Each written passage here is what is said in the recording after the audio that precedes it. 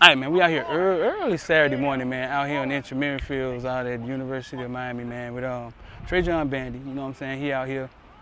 Did some time in Cincinnati. You know what time he had. Epic defense that was at Miami that all y'all have stamped. Manny Diaz from goddamn 2017. You know what I'm saying? But he was part of that defense. And we also out here with GB3, man, Gilbert Frierson. Recently, Gilbert Frierson was known for. He was one of the first ones to get the NIL deal with the Ruiz family for 50K. He out here, goddamn stunner beads in his head, looking like Venus Williams. You know what I'm saying? Getting it in. That boy done put some weight on. Looking kind of linebackerish out here. I don't know, man. I'm always sharpening my knives though. Yeah. With Vaughn, you know what I'm saying? So we good. Yo, you already know. I'm ready. Go! Yeah.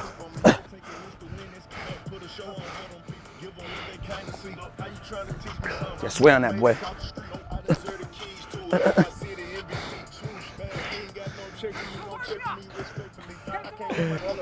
That was good. The drive phase though, you gotta haul ass when you gotta go. Yeah. Open up. You want to open up? Let's open up. Let's go.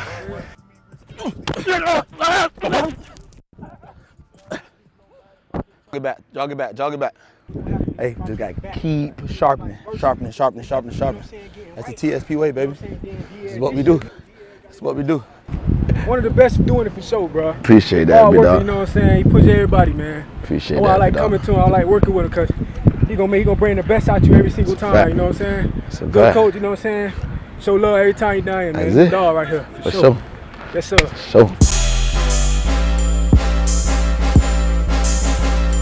Welcome to South Florida. Yeah. Welcome to South Florida. Welcome to South Florida. Welcome to South Florida. The bottom of the clip of the gunshine state. One of them boys still boating in that way. Big plate. Get it for the 18 if you straight. Get K. And stop hating, it's the motto of the state. A lot of face, but it's still real around here. That foreign talk, that can get you killed. Crib Talk, Footballville. We here with Coach Vaughn, Top Shelf. Man, I'll make sure y'all go like, share, and for the ones who trying to become a member, the link is in the description down there. Once you become a member, go to the community section, man. Go be a part of the member group, man. I think we got maybe 100 people in there, man. Chilling with Coach Vaughn, man. Top Shelf training. He done trained from Georgia back down to Miami. He had a stint at University of Miami, right? Yep. You were there when? What year were you there? I was there 2018 with Gus Felder on the strength program. Yeah. 2018. Who was your head coach? Head coach was Mark Rick. Was Mark Rick? It was Mark Rick. Yeah. So when that hit the fan, we were out. So 2017 was the season that they had all the promise, right? Mm-hmm. And then 2018, who came in that year? Cam, you say Cam, Pope. Did Hightower come in there? Or was he there? Hightower. Hightower was there. Yeah, that was that 18 class. Yeah. Pope, Hightower, Lingard. Yep. Jared Williams. Mm-hmm. Yeah. Nesta. Yeah. Nesta came in that year? Nesta did come in that year. He came in already big. Yeah. That boy was already a beast. I was like, this man's a big jit out here. He just, What was your job there? What did you do? I was assistant strength coach. I really came in as an intern, and then we moved into, me being on staff. I was on and off. And we just went to work, man. Learned a lot from Gus. I've known him since I was in college, probably about 2014, 2013. And he's been my mentor ever since, man. Real good guy. Where is he at now? He's at Carolina Panthers. Yeah. Yeah. You didn't want to stay in the college? Yeah. So after all that happened, I went back to Georgia, and then Gus went back to Georgia, and we worked at Bethlehem Christian. We were working to get that program up, and then life happens. He's a great strength coach. Yeah. So everybody wants him. So he went to Georgia Tech after that. Yeah. And then he went to Carolina. Oh, okay. Yeah. So he's still in it. Oh yeah. So that year when you was at Miami, you seen Cam Harris come in, right? Yeah. Cam Harris, ever since he was a kid, had muscles. Oh yeah. What is that? Is that what, like, he did more push-ups than somebody in elementary school, or what is that? When I saw Cam come in, I was really like he was an action figure. Right. But I feel like majority of that is genetics, and it might be work ethic. You know, some people are more attracted to the gym because they know that power creates speed, and then you work on the rest of it on the tail end. I feel like he just put in work, like endless amount of work. Yeah. Is that what you saw when you got there? Yeah. Was he strong? Yeah. He was strong. He had a good work ethic. Yeah. Yeah. I would always tell people, man, I think Cam just walking in the gym, man. He could point at people and just take them. Yeah. There's no way he was working that much harder than people, man. Cam was working. Everybody was working. Yeah. Yeah. Gus wasn't going for that, but Cam definitely had a different level of work ethic. Yeah. Yeah. I could vouch for that. I got a question for you though, man. Since you're from Florida and you've been training, now you've educated yourself on making people faster and shit, why is Florida so fast compared to other states? Man, it's the crib, man. We simply put, it's the crib. We sunshine year round. You know, we outside, you know, competing with the fastest, with the best. So it's like iron sharpening iron, and it's just bred it in us, man. Sunshine. So because you've been in Georgia, and it's not year round in Georgia. No, it's not year round. No, because when it get cold. When it get cold, the boys inside. Yeah. They inside, you know, they being kids at that time. But we sunshine. Most of us go through, you know, our little hardships here and there. So we have family stuff going on, and we really bred it outside. You know, so it's just we're not inside guys. So you're saying you think it's just because we're outside all the time? All the time. All the time. In the sun. Yeah. So we got 24/7, however many fucking many days in a year. We out there and we're at it all the time. Competing, man. Competing. Competition brings the best out of you, and that's just simply put. That's what we do year round. So if that's the reason, you think the cell phone and video games gonna fuck that up? Oh, for sure. You know, culture is different, man. You know, culture is different from It's like that almost every decade. You see a new breed of kids come out from Lawrence Taylor to now you got Sean Taylor and Clint Portis them, and then our breed. And then now it's the generation of kids. They have so much other things to do on the phone. Like they almost could watch how to be better instead of actually implementing and doing how to be better. Yeah. You said they can watch how to be better. They can watch. They have YouTube. We didn't have YouTube growing up. Yeah, they have more information than we have. A lot more information. Do you think that'll help play a part in? Does it make them smarter than us? I would think so. Right. Think about the curriculum. You know, in elementary school, they're learning stuff that in 3rd grade they learn stuff that I learned in almost 6th grade. My niece coming home with stuff. I'm like, wait, hold on. How you do that? I gotta go back in one of the memory cards and try to figure out how to do that. And she in 3rd grade. Right. Yeah. So yeah, they're getting more intelligent, more, you know.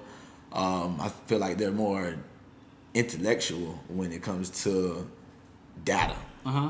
So it's like they're more data based and we more hands on and you know get to it type of thing. Right. So they'll catch up to that, and I feel like there'll be a different. Right. There'll be a different scenario. What brought you from? You from Miami? You moved to Georgia, but what got you into training? Once I started coaching, I just wanted develop kids because I always been that player that pushed my team to a whole different height. Doing them extra hill sprints, going to lift on Saturdays when everybody want to chill and play the game and stuff like that. So I started work when I started coaching at Welcome Mall. Yeah. And then I saw those guys go from, we were pretty much the best in the nation, 12, 13U. And then we went on and those kids went to high school. They were top in Georgia. Then they went collegiate and really ran through the ranks in their respective school and division. And I just saw like how I developed as a coach and how they were developing as a player. It's almost inevitable. You gotta sharpen your craft and just get to the knowledge of the body, and then be able to regurgitate that to the players. So once I saw the results of it, it's over with. You don't really fuck with Welcome All down here. I understand that. I understand that. And it's a battle, man. Georgia versus Florida, man. It is. It's always it's a battle, dog. Yeah, that became. There were a couple of those rivalries became really, really heated a few years ago. Yeah. Between a couple of those teams, Welcome All got a team up there to kick everybody ass. You know what I'm saying? Nobody can really touch them down here. So you went from coaching. A lot of times that is how it started, and then you whipped into training. Yeah. So trainers, right? I know a lot of guys try to train, and I try to explain to them. They think it's some secret sauce to this shit, right? Yeah. And I be like, dog, listen. I've seen some of the best around here do it. I've seen Gold Feet. I've seen what my man name is who used to have all the DBs. Who hit Clem? Who knocked the shit out of Roscoe Parrish at Florida State? Yeah, when they used to be up in Broward training them kids. Yeah. And what made them successful was just consistency. Being at the same place on the same day. At the same day, yeah. Taking $25 or $10. You know what I'm saying? And that's what made them successful. That's true. What got you going? Because you done been up to the University of Miami. You done been across the country training in colleges. You trained Kyle Pitts, #1 tight end, coming out of. So what got you going? Exactly that. Consistency. I used to train out of Mapleton, and then I have 2 other guys on my staff. My cousin TJ Brown and another coach Stephon Brown. They're at Anderson Park, same time, every day, weekends. So consistency is key because how do you build when you're only doing it one time a week? Right. So, and it's not even a Monday, Tuesday. We're talking about every day we have something to work on, something to get better at. And that we take it personal for you to grow and be better than you were the day before.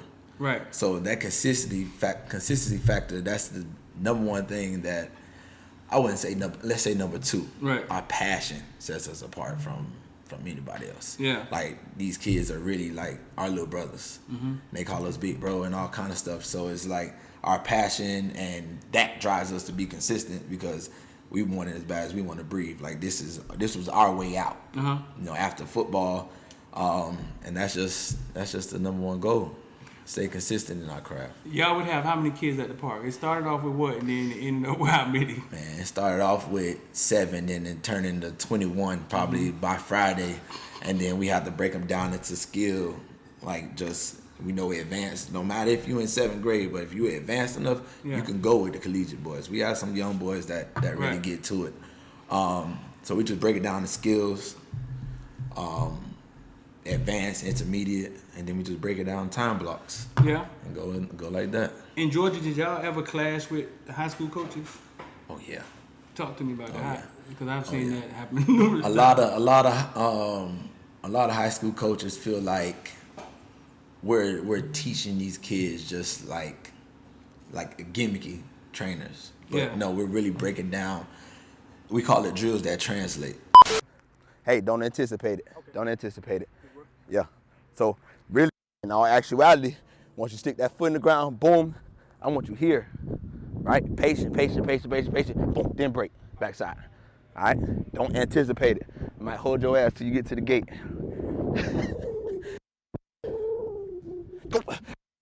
White. Good work, boy. His head thinking that he finna go to the gate, pop it quick. He don't anticipate it. Drills that translate, baby. Good? Yes, sir. Right. So we're not just going through some cone drills and making it look good for the gram and just getting you tired. These things actually translate how to round your dig and get leveled in between the linebacker and the safety and find that hole when you sit down in your curl and just drills that translate. So that once we get there, and some coaches actually come and watch our training because the kids actually want to, listen, my coach telling me stop and train. Y'all come holler at my coach. For real. They really would say that. And we have to come and talk to coach and, get them, listen, we're here to help your player be better.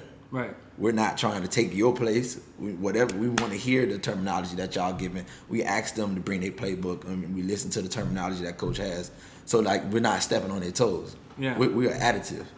We're trying to get y'all to the next level, just like coach trying to get y'all to the next level. Right. So there's no reason for us to clash. We can work together. Yeah, I think it's a control thing. Yeah. I think sometimes they feel if they don't have the player full ear, that you may be able to send him somewhere or somebody who. but it may be other trainers that's doing that. Yeah. So we just have to, you know, build that relationship. Let them know that that's not us. Right. That's not Top Shelf. That's somebody else. Top Shelf, how many people? 3. Yeah. 3. But yeah, y'all on Instagram, you got a website? Yeah, we're on Instagram. You can follow me at topshelf.fit. You can follow Coach TJ at topshelf_TJ and Coach Brown at topshelf_Steph. Even though you down here, y'all still? Oh yeah, for sure. They come down. Nicole comes down here. Nicole Hartman. Juice come down here. Jarvis Landry. Miko Hartman, that name sound familiar, right? Yeah, he play for the Chiefs. Miko different, man. Yeah. Miko different. How long you been dealing with him? One of my coaches, both of my coaches actually trained him more than I do. Okay. You know, so he was in y'all fold. Yeah, he was in our fold for sure. He's in our fold. Who else y'all had in the fold? You said y'all traveled around. Yeah. Who else you touched? We've Daniel Jones, Mark Gilbert played for the Lions. Kyle Pitts, like I said before. Yeah. Javon Baker, he just left Alabama. Who else? Deron Payne. Yeah. We touched a little bit of everybody, man. A little bit of everybody. What do you say to people that say that, man, Kyle Pitts is the #1 draft pick? Like, why would he need a trainer? How do you explain that to them? Always something to sharpen. Always something to sharpen. His getting in and out of his breaks. My coaches are best in the nation, and I'm not saying that because they are part of my brand or our brand. Right. They really are. Getting him in and out of his breaks, coming off the line, bursting after the catch, getting that yak. Like they're really top of the line, top shelf. So Kyle Pitts, #1 tight end. He was the #1. Where he got picked at? He was #1. He went to the Falcons, number 8. Number 6, but he was 6 or 8. The first tight end pick, first round draft pick, right? Yeah. Still to the day has to go with a trainer and get better. For sure. Right. Explain to these kids why. Because they seem to think that is a fucking ceiling that you touch and you and you don't have to ever get better again. Explain to these people. Listen, you could be the #1 draft pick and be out the league the next day. Yeah. Like it's really that simple. Like you can. Like you say, NFL, not for long. Right. So it's like once you stop progressing, that's when there's time for someone else to progress and become better than you. That translates to everything in life, bro. You gotta stay ready, dog. Gotta stay ready, cause you never know when you working for somebody, they cut you with no pressure. No pressure on their time. So, okay, yeah, he was #1 pick to Atlanta. Yeah, he was the #1 tight end in the nation. Right. I mean, in the league, cool. But he stops working and progressing his craft, breaks, coming out of the top end of his route. Right. Accelerating off the ball. Then, how do you become better as a human? Right. You have to keep growing, 1% better every day. That's how you get to the peak and continue rising. Because there's no ceiling to your greatness. Like he's not. If he stopped football right now, is he a Hall of Famer? No. Exactly. So you have to continue, consecutive years of putting in that work to be able to put those numbers up. And it's like adding. It's like, let me try to put this in a visual for people. It's like adding. Like if you was a wrestler, it's like adding finishing moves. Keep adding moves. Keep adding things to your repertoire. What we call is adding tools to your toolbox. You have a toolbox with just a hammer. That's a box with a hammer in it. Right. You gotta get your wrench. You gotta get your screwdriver. Yeah. You get your screwdriver. You got your Phillips and your flathead. Yeah. You just gotta keep adding to your toolbox to get. Because sometimes the hammer can get you to the lead, but then there's motherfuckers in there with with the hammer too. So now it's hammer on the hammer. Right. So you gotta be the hammer, not the nail. Right. So now you situational football. When to drop, when to sit down, when to roll it, when to stick that foot in the ground and go flat. Yeah. That situation when you outside release and you can stem them and be able to come back to the ball. Like it's now once you get to that I guess you could say ceiling. Now you got to understand that is levels to it, levels to your ceiling. Like this ceiling right here and that ceiling right there. Right. So being a situational football player, now this is when my coaches are ridiculous, man. I'm telling you. Right. So it's like the process of life. Like if you never done learning. Fact. And when you figure you done learning, then you probably die. Dead. Right. Fact. Right. So it's hard for people to realize that, man, he got all this money, this Kyle Pitts, one tight end nation, and then he get to the league, and it's like these boys been adding to their toolbox. Mm-hmm. So they know what to do with his young ass when he get here. You know what I'm saying? He's going to have to start adding to his toolbox. It's Kyle Pitts.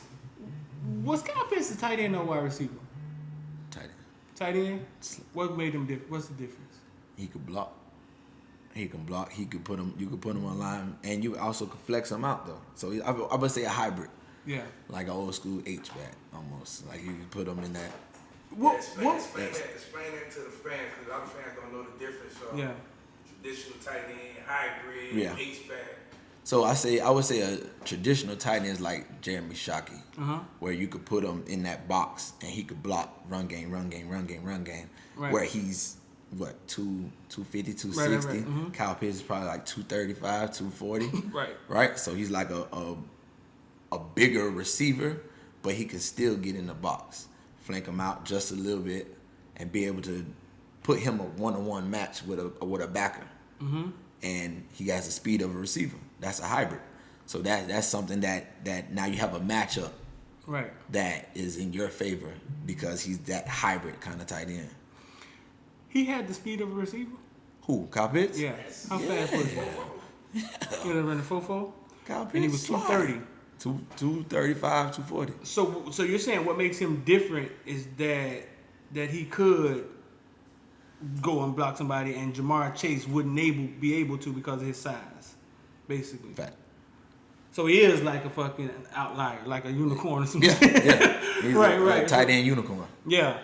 Right. Oh, okay. I mean, because you're right, that kind of confused a lot of people when you look at him. He's what you said. Remember when me and you had this? What if LeBron James plays tight end or receiver? He's that. LeBron James Fact. tight end. Right. Well, LeBron James is Jeremy Shockey. For real.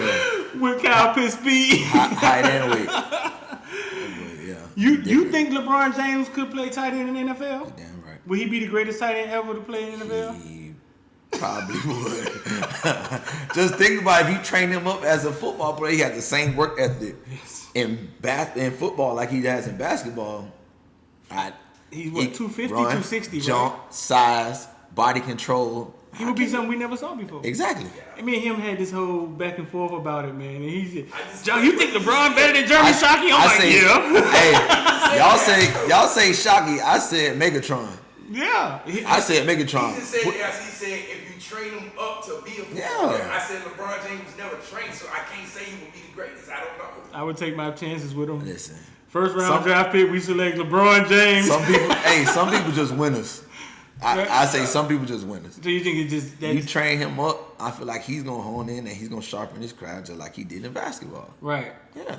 You can't deny that. Yeah. All the measurables are there.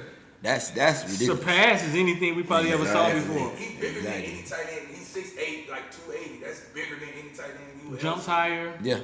Yeah. It's just I just think some people just don't like LeBron. That's why they can't see him. They think he's soft. I don't see all type of weird stuff. Sports? What is sports? Sports is entertainment. So what is TikTok and Instagram? That's your reality TV show. So tell me this. What are you planning to do with your own reality TV show? Just let it sit dormant and watch everybody else get lit? Or you going to do something about it? If you need some ideas, man, DM us.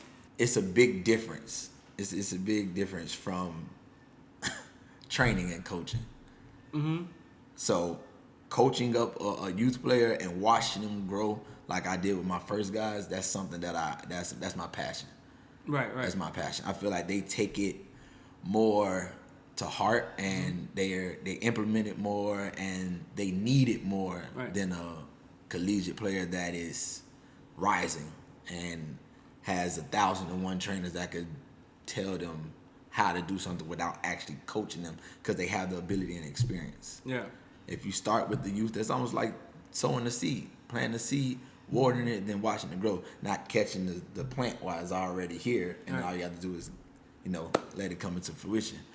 So I just wanted to, get back to that Miami culture and into the community and, get the brand out of it because we taking over the coast. We going for the whole coast. You said, who was we? Who talking about? Me, Coach Brown, Both of them, well, both of their last names, Coach Brown. Me, T.J. Brown, and Stephon Brown. Y'all finna take a whole take over the whole training. Coast. Yes, sir. How's the plan? The plan is to take the hubs, and then the rest gonna do the rest. Yeah, it's gonna do the rest for sure. Our passion and our brand is gonna stand alone. Yeah, for sure. Oh, for sure. You got big dreams, huh? Yeah, man. Hey, a man without a dream, he's just driving. I think the coaching, what gets in the way of coaching is wins and losses. Mm-hmm. And sometimes some of the coaches, the winning is first. Mm-hmm. And sure. I've seen coaches yelling at 8-year-olds. And I understand you probably told him to do something 5 times. Yeah. And he ain't. Yeah. It's like, goddamn, he 8. So if he ain't, like, if you ain't the one to teach it to him, you know what I'm saying? Like, what the fuck? Who else was supposed to been teaching it to him? So the kids need coaches that can explain it, show it, and then reiterate it. Uh-huh. A lot of coaches can't show it. If your coach can't get out there and show you how to drop 7 yards in an angle with an open run, sit, and then shift and sink, mm-hmm. How do you see it visually? Some people, it's different ways to learn. Right. So you could tell somebody something and they go and do it. You right. Tell the next person that they may not can visualize it. They need you to go and show it to them. And if you can't drop, especially at the youth level, we got nothing against those coaches, but you know, we got guys that can't move. Right. Yeah. So it's like they need that. They need that, and they want to learn. Yeah. But then shit, all this YouTube out here, that's when they can just get in the film room and show Top Chef doing it on film. That's a fact. That's a fact. And we get a lot of guys like that. So we get a lot of guys like that. They YouTube, go on our page, go and see all the drills, go and do it. It's there if you had it. But it's a big difference from doing it, from watching it on YouTube and coming out and training with us. No, it is a difference. You know what I'm saying? Huge difference. No, it is a difference than being actually involved with it and actually seeing it. But I'm just saying that that's a way to show it, because you're right. People learn different. Kids learn different. Definitely. I never thought about that. I never thought about that. Some coaches can't move. Yeah. No, they big dudes. They have to see it, man. They have to see it for sure. Yeah. How to move their feet, foot placement, how to go through their breaks, everything. Yeah. Yeah, for sure. So for right now, you training any players here locally? Yeah. We had a session with Trajan, Bandy, and GB on Saturday. We're just getting our feet up under us and working on our breaks and hand placement and stuff like that. Just sharpening our skills, man. Yeah. I'm really doing a lot more in the youth right now. Working with DEFCON 7-on-7 and. Oh, you work with DEFCON and Chris them? Oh yeah. What they didn't do this weekend? Where they was at this weekend? Working. Yeah. Man. We got practice. We have a tournament in Orlando next weekend. Yeah. Yeah, and then we'll be in Atlanta. Okay, I didn't know you. How you got hooked up with Chris? My good friend of mine, George Wright, used to play at West Virginia. Yeah. He's with Miramar Wolverines, so got connected with him when I moved back. We do boot camps and stuff around the city. Yeah. So, he was telling me as soon as I came down, he was gonna get me on, just get me back into the coach of it. Chris always had a good kids around him. Oh yeah. I was out to 7-on-17 this week and I didn't see him. I didn't know if I missed them or if they wasn't out there. You know what I'm saying? Mm-hmm. Yeah, I didn't see him. So what's in for Top Chef, man? Before we get out of here, like what's and down here? Because you keep saying you work with the youth. How could some kids and families and parents find you? Yeah, get in contact with me. You can follow me on Instagram. Contact me personally. It doesn't matter. I'm here for the youth, man. We And what was the Top Chef dot? TopChef.fit. Okay. TopChef.fit. Yeah, we just we'll be at Miramar. You can find a location. Just DM me. You know. When you say Miramar, you talking about the school or the park? What are you talking about? We'll be at Miramar Park. At Park? Yeah, okay. Miramar Park. Yeah. Where the Wolverines be at? Yep, where the Wolverines be. Okay. Yes, sir. All ages. Yeah. All positions. We working, from the bases, speed and agility. And then we'll work and weed them out from there. Yeah. Yeah. All right, you seen Najee out there yet? I'm working with Najee. There you go. Yeah. There you go. All right. Yeah. All right, man. Y'all make sure y'all like the chef. Go follow the man, Top Chef, man. We're going to get some more. Gonna get in with him and go out there and catch him on the field out there training. All right, man. Appreciate you coming, bro. Appreciate you, boss. All right. Nice to see you. Out of here, man. Creel talk. Still got that blood going. God damn. Hold on, Debo. That boy got that. That boy all big as shit. It's gonna take 3 motherfucking things, and that's what? This nigga shit. I say, big time players step up in big games. All the